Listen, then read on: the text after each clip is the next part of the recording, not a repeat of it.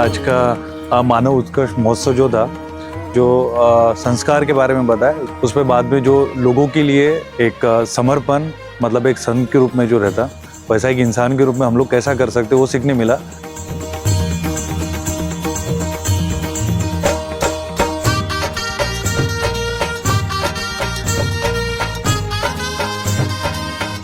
यह नागपुर के इतिहास में एक बहुत ही अनूठा महोत्सव है। कल और आज पूज्य ज्ञानवत्सल स्वामी ने सुखी परिवार, इनकी जो परिभाषा की है, इसके बारे में जो अंदर जाके एकदम उपयोगी ऐसे सुझाव दिए हैं, ये मेरा पूरा विश्वास है कि जो जितने भी लोग आए थे यहाँ पे, जो भी श्रोता थे, वे अभिभूत हो चुके हैं और वो तैयार हो चुके हैं कि उनके जीवन में ये सारी चीज़ें वे उतारे, उनका जीवन बदलें और जीवन को भगवानमय, भक्तिमय और सुखी कैसे बनाएं।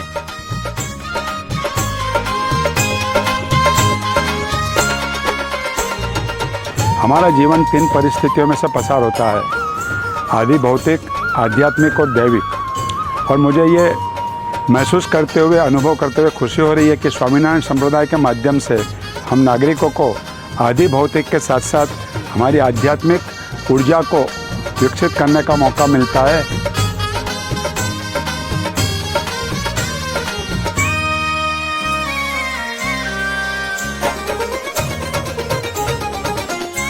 ओवरऑल परम पूज्य स्वामी जी को सुनने आना in itself gives an energy. और ये अनुभूति लेके हम यहाँ से जा रहे हैं। बचे हुए जीवन में हम कितना सत्व से रहकर और पूरे दृढ़ निश्चय के साथ और भगवान पे विश्वास रखकर कैसे आगे बढ़ सकते हैं, वो प्रेरणा लेके हम यहाँ से जा रहे हैं।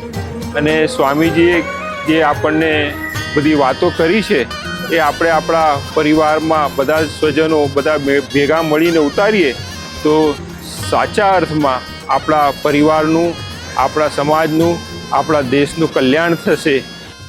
हमारे गुरु हरि प्रमुख स्वामी महाराज एक बार अक्सर कहा करते थे कि कोई भी काम शुरू करने से पहले 100 दफा आप सोचें, ये काम करना है नहीं करना है, pros and cons, profits and losses.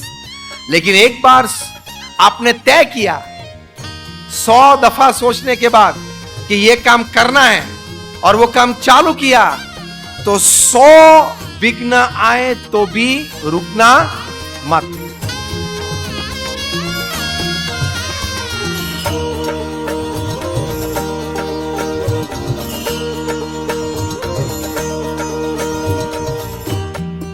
BAPS સંસ્થાનું જે મેનેજમેન્ટ છે અને જે પ્રવૃત્તિઓ જે ચલાવે છે તે ખરેખર અવર્ણનીય છે, અકલ્પનીય છે અને એમાં તેઓ ખૂબ સફળ છે અને આ ભવિષ્યમાં સનાતન સંસ્કૃતિ ખૂબ જ આગળ વધારવા માટે પણ તેઓનો ખૂબ મોટો સિંહ ફાળો છે।